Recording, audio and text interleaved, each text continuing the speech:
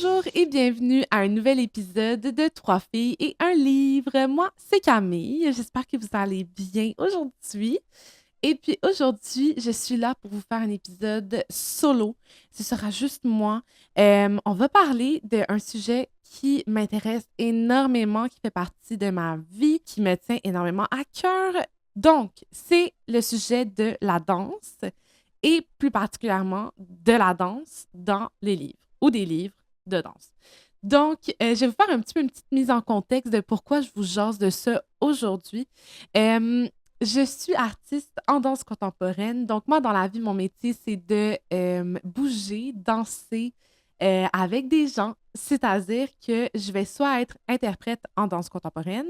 Donc, ça, c'est que je vais bouger dans des chorégraphies créées par d'autres personnes, ce qui est vraiment chouette. Donc, j'arrive en studio et puis là, on me montre une chorégraphie où on fait de la recherche de mouvements, puis après ça, on crée quelque chose ensemble. C'est vraiment extra chouette. Et puis après ça, sinon, j'ai également une pratique de création.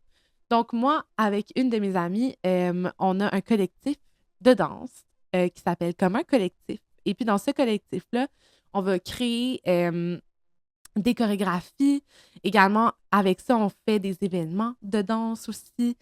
Donc, si vous voulez suivre qu'est-ce que je fais, vous pouvez me suivre sur les réseaux, sur Instagram, également sur les réseaux de la compagnie, ben, de notre collectif, comme un collectif. Et puis, c'est ça. Donc, avec ça, je danse pour des projets. Après ça, je crée mes propres chorégraphies dans lesquelles je danse. Je suis également enseignante de danse, donc j'enseigne la danse aux adultes. C'est vraiment super chouette. Si vous voulez venir suivre mes cours, hit me up. J'adore enseigner aux adultes si vous êtes à Montréal. Ensuite de ça, oui, donc je vais vous parler un peu de c'est quoi la danse. La danse contemporaine, c'est comme ben, la danse point. C'est juste, j'imagine que tout le monde connaît ça un peu, tu connais ça de proche, de loin. Mais basically, c'est une forme d'art où est-ce que c'est très physique et très artistique, selon moi. Donc, ça utilise beaucoup ton corps comme étant un outil pour bouger. Et puis en même temps, c'est très artistique parce que tu vas créer des façons de bouger, tu vas créer comment enligner des mouvements ensemble avec la musique, avec une scénographie, peut-être des costumes, des décors. Bref, c'est hyper le fun comme forme d'art et moi, je tripe vraiment à faire ça dans ma vie. Quel plaisir et quel honneur de pouvoir bouger et comme que ça soit mon métier, donc un de mes métiers, un de mes nombreux métiers.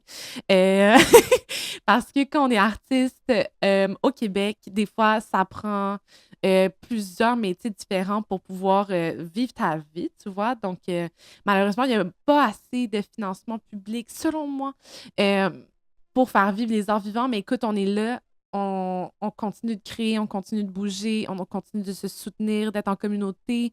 Donc, cette vidéo-là, c'est vraiment comme une lettre d'amour, OK, une love letter. On est en février. Pour le milieu de la danse contemporaine, que j'adore, les gens qui y participent. Donc, moi, mon but avec cet épisode, c'est vraiment de vous présenter des livres sur la danse parce que je combine mes deux passions, lecture et danse. Et puis, après ça, j'espère vous donner envie de, ben, premièrement, de lire ces livres sur la danse pour peut-être être un premier contact avec la danse. Et ensuite de ça, j'aimerais vraiment pouvoir comme ouais, vous inciter à aller voir peut-être des spectacles de danse. Qui sait, ça serait vraiment super. Ou venir voir mes spectacles de danse, écoute, ça serait encore également super. Donc, merci d'être là avec moi aujourd'hui. Quel plaisir. Alors, c'est ça, je vais vous présenter quelques livres que j'ai lus. Donc, moi, dans ma vie, j'ai reçu beaucoup de livres de danse parce que mes parents, ils savent ben, que je danse et mon père, il aime ça vraiment m'envoyer, me donner comme cadeau plein de livres. Donc, je vais vous présenter des livres que j'ai lus qui m'ont vraiment fait résonner, puis pour différentes raisons. C'est ça, je vous les présente en espérant peut-être que vous aurez le goût de les lire. Puis je vais vous expliquer pourquoi, en fait, je trouve que c'est des super lectures, chacun a comme ses points positifs particuliers, ses particularités également. Donc, on se lance. Mon premier livre, je l'ai plus en papier. Je sais pas, il est rendu où. Je pense que je l'ai comme égaré dans mes nombreux déménagements dans ma vie. Mais ça s'appelle Paulina. OK, c'est un livre qui a été fait en 2016. C'est C'est pas très gros comme BD, je pense que c'est 250 pages. Mais tu sais, il y a beaucoup d'images, c'est comme en noir et blanc. Le dessin est assez comme un peu pas enfantin, mais c'est pas des lignes super droites. C'est comme vraiment, je sais pas, moi j'ai beaucoup aimé le style de dessin. Euh, Puis il y a aussi un film qui a été fait sur cette BD-là par la suite. Donc c'est sorti en 2011 le livre et en 2016 le film est sorti. Et puis, j'ai pas encore vu le film, mais ça a l'air excellent. C'est comme un film français et c'est également une BD française. Donc, la BD, elle va comme suit. C'est l'histoire de Paulina, une jeune danseuse qui habite en Russie et qui est recrutée pour aller dans une école prestigieuse de danse. Euh, et puis, là-bas, elle va être en contact avec un professeur de danse qui est très reconnu, réputé, mais également redouté, mais admiré.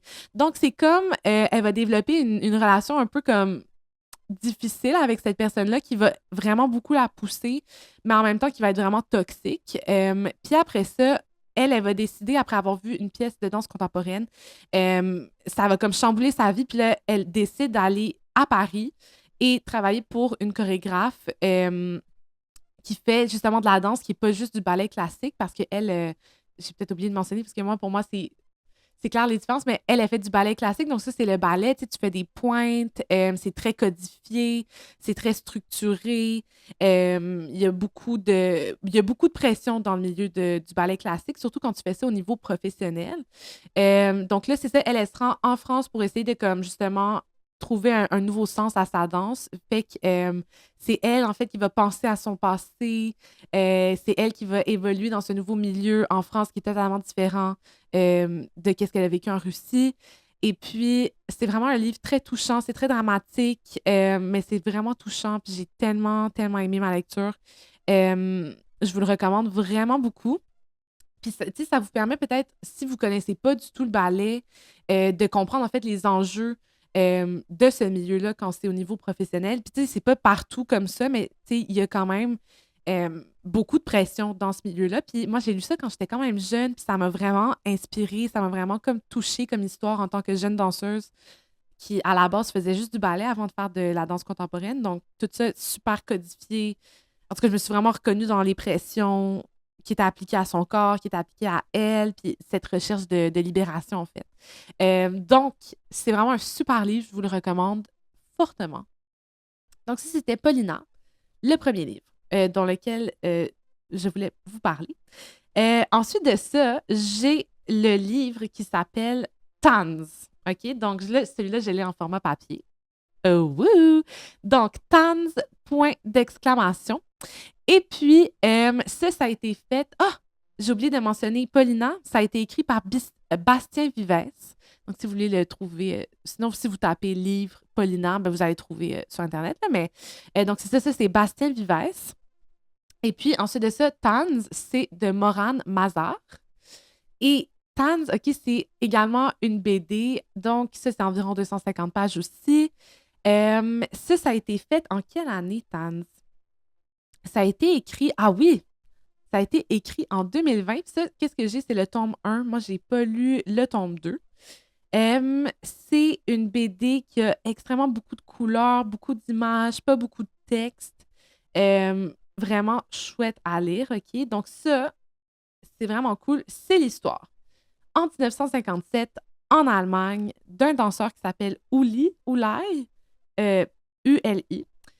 Et puis, ce danseur-là, il danse dans une école qui est très danse moderne, très codifiée. Encore, c'est un thème qui revient. Donc, la danse moderne, juste pour différencier du ballet classique. Donc, la danse moderne, c'est arrivé après le ballet classique au niveau de l'histoire. Puis, ça a été un peu dans la libération du mouvement. Donc, on avait des formes qui étaient moins dans les structures et le cadre du ballet, mais vraiment qui étaient plus dans les pliés, les courbes, les respirations, le poids. Vraiment, c'est très intéressant si vous voulez, en tout cas, comprendre un peu la différence entre danse moderne et ballet. Vous pouvez également lire Paulina et après ça, lire Tans pour comprendre un peu c'était quoi le vibe de chaque truc. Et puis, donc, c'est celui, Uli, il est en Allemagne, dans cette école Folkwang qui apprend la danse moderne très structurée quand même. Et là, il rencontre pendant un stage, quand il est à Berlin, il rencontre un danseur de New York qui s'appelle Anthony. Et puis là, le danseur lui parle un peu de qu'est-ce qu'il fait à New York. Donc, il parle un peu des danses de Broadway. Tu sais, c'est super libre. Dans le temps, à New York, c'était très libéré comparé à l'Allemagne qui était très austère, qui était comme après-guerre, qui était pas du tout dans les mêmes vibes. Donc là, Uli, il décide de se rendre à New York, puis là, on suit son périple de danseur. Donc, c'est haut et c'est bas d'essayer de se créer une place dans le milieu. Puis c'est super beau, les dessins. Euh, Également, ce livre-là, je vous dirais qu'il n'y a pas beaucoup de paroles, il y a beaucoup de dessins. Et puis, ce livre-là, je vous recommande énormément, OK, parce que c'est comme toutes les scènes de danse là-dedans sont tellement bien illustrées. On voit vraiment comme tout le mouvement, toute l'émotion. Puis pour moi, la danse, c'est vraiment ça. C'est comme, il y a vraiment de quoi qui résonne, tu sais, dans le corps. Il y a vraiment des émotions qui sont transmises au public. Puis je trouve que dans Tan, c'est vraiment ça, le vibe.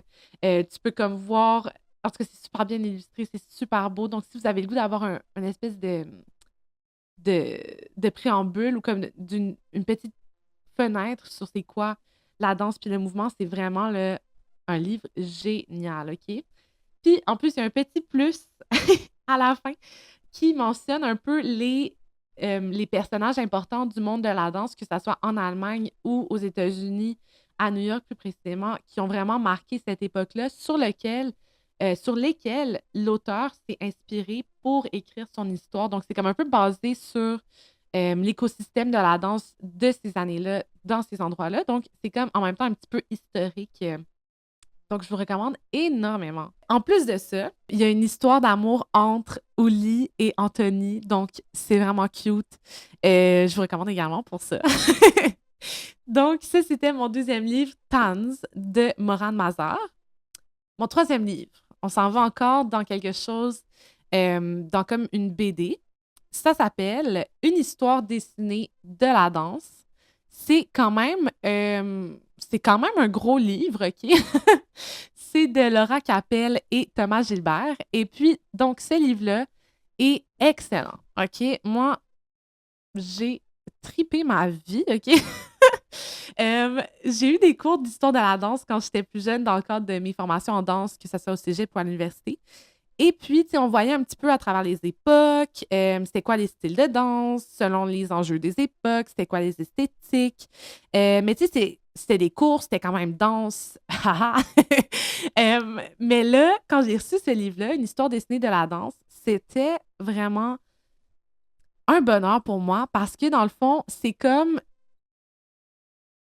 vraiment cool de voir à travers les époques, donc à partir de la préhistoire, donc tout ça en Occident, à partir de la préhistoire, en passant par l'époque romaine, en passant par les débuts du ballet, après ça, la danse moderne, comme je vous disais tantôt, le ballet, ensuite la danse moderne, après ça, la danse contemporaine qui est arrivée plus tard, après ça, les danses urbaines qui se sont plus développées. Donc, ça passe vraiment du début jusqu'à maintenant. Donc, en passant à travers chaque époque, en ne s'éternisant pas, donc en donnant juste des infos clés, on voit directement les esthétiques, les costumes, avec le fait que ça soit illustré.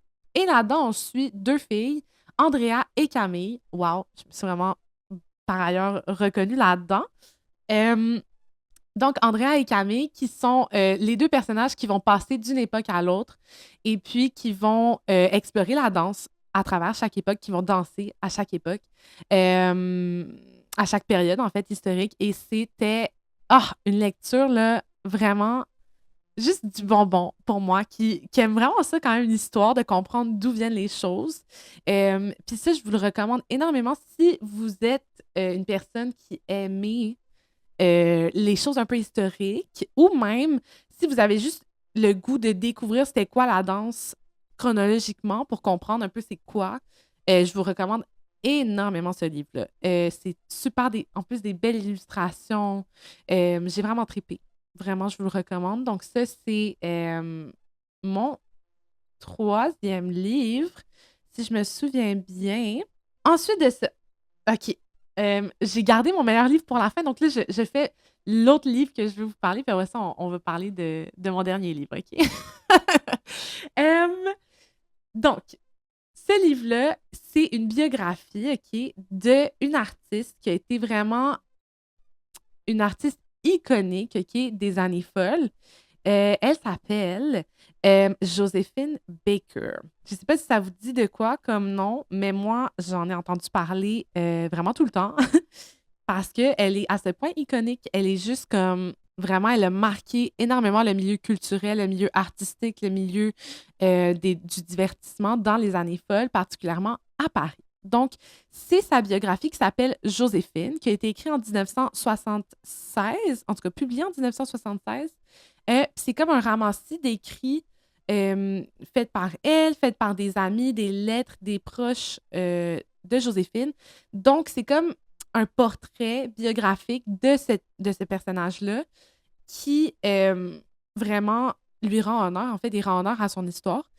Et Joséphine Baker, là, je vais vous donner un petit contexte historique. Mais dans le fond, elle est née aux États-Unis d'une mère noire et d'un père blanc, si je me souviens bien. Puis, tu sais, c'est ça, dans les années, je pense comme peut-être parce qu'elle a émigré à Paris en 1925. Donc, tu sais, elle était jeune. Il y avait encore beaucoup de ségrégation aux États-Unis. C'était pas les meilleures conditions pour les personnes afro-américaines. Fait que là, dans le fond, elle s'en va à Paris dans les années en 1925. Et là, à Paris, elle va rapidement devenir une icône et la première star noire du monde de la danse, du chant, du acting de ces années-là, dans les années folles. Et elle devient une star montante de qui tout le monde l'adore, OK? Il y avait comme, il parlait même de, c'était qui il parlait? Il parlait de comme Picasso. euh, Attends, c'était qui donc? C'est ce Picasso, Cocteau, Le Corbusier, comme tout le monde était en pamoison devant cette danseuse et performeuse juste extraordinaire, OK? Et puis, euh, c'est ça, donc dans le fond, en plus d'avoir eu une carrière super riche au niveau du acting, de la danse, du chant, dans ces années-là, elle a été également, en plus de ça, écoute, en plus d'avoir été extraordinaire, elle a été hyper à fond dans l'activisme pour les droits civils, en particulier à propos de la ségrégation des Noirs aux États-Unis. Ensuite de ça, elle a fait partie aussi de la résistance française pendant la Seconde Guerre mondiale. Donc, elle n'a pas arrêté d'être engagée, d'être une personne juste magnifique. Ensuite de ça, petit fun fact, elle a également adopté 12 enfants et elle vivait comme dans un château. Euh, en tout cas, j'étais juste comme moi, c'est vraiment la cerise sur le sonnet de cette personne qui est juste extraordinaire. Donc, c'est ça. Donc, pourquoi je vous recommande de lire sa biographie? Parce que là, bon, je vous parle un peu des informations comme ça, rapido, presto, de sa vie, là.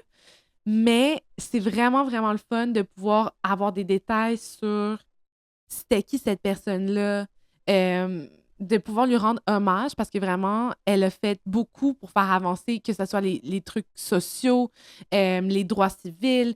Tu sais, elle a juste été totalement engagée. Puis je trouve que c'est une femme qui, ça vaut vraiment la peine d'apprendre à connaître. Puis en plus, tu sais, par sa vie, tu découvres un peu aussi le milieu de la danse, tu découvres tout, en fait, qu'est-ce qu'elle a apporté au milieu artistique. Puis vraiment, c'est une contribution qui est monumentale. Donc, si vous voulez découvrir quelqu'un ce mois-ci, vraiment, je vous recommande de lire sa biographie sur Joséphine Baker ou sinon juste d'aller farfouiller Internet et comme en apprendre davantage. Mais vraiment, la biographie, c'est quand même ça coche, OK? Je vous la recommande vraiment full. Donc, oui, donc Joséphine Baker, une icône. Euh, Love her. Donc, également à noter, c'était une bisexual icon, OK, de ces moments-là. Bon, c'est sûr qu'elle n'était pas openly, ouvertement bisexuelle, mais c'est ça. Plus tard, on a su qu'elle était bisexuelle, puis j'étais comme, my God, mais encore plus de raisons, c'est qu'elle a tellement été, je sais pas, extraordinaire. Vraiment, une femme extraordinaire, Joséphine Baker. Alors, je vous parle maintenant de mon dernier livre, OK? Hey, j'ai parlé rapidement, mais C'est juste que je suis passionnée. Euh, Donc, mon dernier livre, c'est un essai. Donc là, on a été plus dans les BD, biographies, mais le dernier livre que je veux vous parler, c'est un essai qui s'appelle Tout le monde aime danser. Plaidoyer pour libérer le mouvement par Chloé Rochette. Ce livre-là, oh, c'est mon petit livre chouchou, c'est mon petit livre préféré du moment. C'est d'ailleurs le livre sur lequel on va faire un tirage. Oh my God! Donc, si vous êtes resté jusqu'à la fin du vidéo et de l'épisode, ben, vous savez qu'on a un tirage. Donc, on va faire tirer une copie du livre Tout le monde aime danser, plaidoyer pour libérer le mouvement de Chloé Rochette. Parce que, premièrement, c'est un de mes livres préférés. Ouh!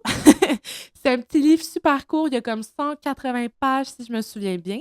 Ça a été publié en 2024, donc c'est très récent. Et moi, j'ai découvert ce livre-là grâce à une de mes amies, Béatrice, qui m'a dit wow, Cam, t'aimerais vraiment ce livre-là, c'est excellent, OK? Et puis là, quand on est allé au Salon du Livre avec Coco et Emma, je l'ai acheté pour moi parce que j'étais comme oh, waouh, waouh, waouh, genre enfin, je vais pouvoir lire le livre, ça a l'air trop bon. Et puis là, j'ai également reçu ce livre-là pour Noël. De mon sibling qui m'a donné ça pour Noël avec une belle dédicace. Fait que là, j'étais comme, mais voyons, j'ai un livre en trop. J'ai comme 2 fois le même livre. C'est vraiment rare que ça m'arrive. Fait que quoi de mieux qu'en profiter pour vous faire profiter de cette lecture qui m'a vraiment transcendée et que j'ai vraiment appréciée. Donc, on va faire tirer un exemplaire. Donc, on va pouvoir vous donner toutes les infos sur Instagram une fois qu'on aura publié notre épisode. Donc, quand vous allez entendre ça, on va poster ça. Mais toutes les infos vont être là pour la marche à suivre pour pouvoir participer au tirage du livre, pour avoir ce livre-là gratuit qu'on va vous envoyer. Ah! That's crazy! Moi, en tout cas, je suis vraiment excitée de vous partager ça. Donc, je vous explique un petit peu pourquoi, en fait, le contexte dans lequel moi j'ai lu ce livre-là. J'ai lu ce livre-là dans un contexte où est-ce que j'étais un peu à un moment où est-ce que ma relation avec le mouvement, c'est un peu amour-haine, OK? Parce que vu que c'est mon métier de danser, tu sais, j'aime vraiment ça, tu sais, comme je m'entraîne, je prends des cours de danse pour rester en forme, mais aussi juste pour bouger. Après ça, tu sais, je danse dans mes projets. Puis, je dois dire que c'est ça, après avoir vécu une période un peu difficile dans ma vie personnelle cet automne, c'est comme si le plaisir dans la danse, dans le mouvement, j'avais comme un peu perdu. Je savais plus comment retrouver cette spark-là que j'avais. Tu sais, comme avant, moi, j'avais vraiment. Tu sais, le plaisir de bouger, j'ai comme toujours eu. J'ai été super active quand j'étais jeune. Mais là, c'est comme si j'avais comme un peu perdu ça. Puis là, je trouvais ça vraiment difficile. Tu sais, comme d'aller bouger, d'aller m'entraîner, d'aller danser, même si j'aime vraiment ça, puis j'aime vraiment comment ça me fait sentir. J'aime vraiment toute ma communauté.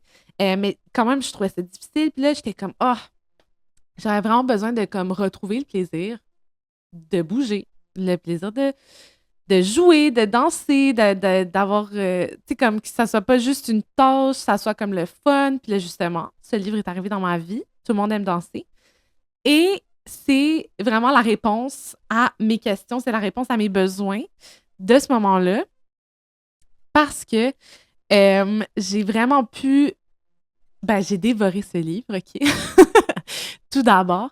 Puis bon, je vais vous expliquer un peu de quoi ça parle. Basically, c'est Chloé Rochette qui a une compagnie qui s'appelle Mouvement Happy Fitness, que c'est un endroit où est-ce qu'elle offre des cours qui sont vraiment axés, tu sais, des cours de groupe d'entraînement qui sont vraiment axés sur le jeu, comme prémisse, comme invitation à bouger. Donc, admettons, c'est des gens qui se rencontrent dans un parc, puis après ça, ils vont bouger, mais à l'aide de jeux guidés par la personne qui donne les cours. Et c'est ça, fait que dans son livre, elle parle un petit peu de pourquoi elle pense que la façon pour libérer le mouvement, c'est vraiment d'utiliser le jeu, de retourner à danser pour le plaisir, de retourner à bouger pour le plaisir, parce qu'on est facilement arrivé à avoir une relation avec le mouvement qui est très de vouloir être performant, de vouloir répondre à certaines normes, des critères de performance, des critères de beauté. Tu sais, ça devient vraiment rapidement, OK, là, je dois aller m'entraîner. Tu sais, c'est pas... Je trouve ça facile que... Ben, en tout cas, pas juste moi. Tu sais, en général, c'est facile de tomber dans ah, je dois faire ça, c'est une tâche, ça sera pas le fun, mais je vais le faire parce que je sais que je dois le faire, mais en même temps, je suis pas motivée, ça me tente pas. Fait que oui, là, elle dit OK, ça existe, puis vraiment avec notre société actuelle, on nous pousse beaucoup à être là-dedans, tu sais, avec les réseaux sociaux, on nous envoie plein d'informations, puis des fois, c'est juste confus, tout ce que tu reçois, tu sais plus vers où t'enligner. Puis, qu'est-ce que j'ai beaucoup aimé de ce livre-là, c'est qu'elle passe à travers un peu, elle nous présente un peu son enfance, de comment elle, quand elle était petite, tu sais, elle avait toute cette envie de bouger, tu sais, de bouger en s'amusant, en fait, avec des jeux, avec ses amis, c'était très communautaire.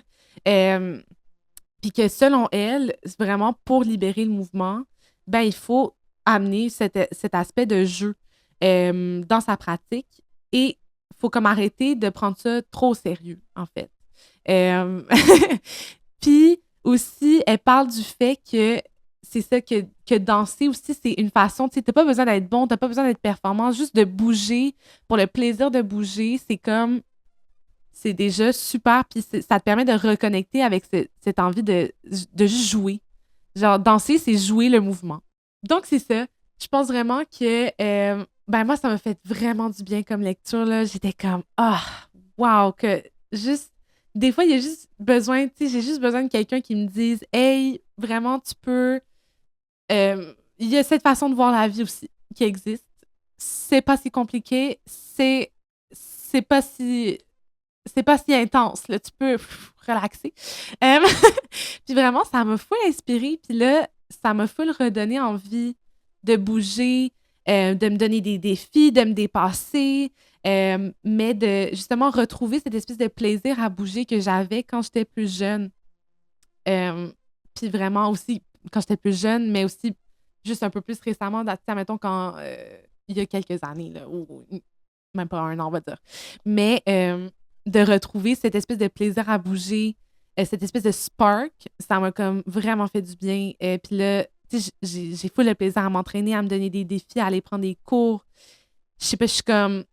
Ouais, de reconnecter au jeu, c'est vraiment... Ça a été vraiment bénéfique pour moi. Puis je vous invite à faire la même chose, en fait. Avec ça. Et, oh my God, le temps passe vite. Donc, pour terminer, je voulais juste vous dire merci beaucoup d'avoir pris le temps de m'écouter parler de la danse. Et puis, si vous voulez participer au tirage pour le livre Tout le monde aime danser, allez voir notre Instagram. Toutes les infos vont être sur un post. Et puis, j'espère aussi que ça va vous avoir donné envie de regarder de la danse en vrai de vrai. Et je vous invite à peut-être acheter un billet pour aller voir une œuvre de danse ou regarder qu'est-ce qui se passe au niveau de la danse autour de vous, que ce soit au Québec, ailleurs dans le monde ou à Montréal. Il y a plein de choses qui se passent à Montréal, by the way. Donc, si vous voulez regarder plein de choses là. Mais merci beaucoup. Suivez-nous sur les réseaux sociaux. Et puis, d'ici là, moi, ma fin de semaine est bookée. Puis, je vous envoie des gros bisous. Joyeux mois de février, tout le monde. Merci!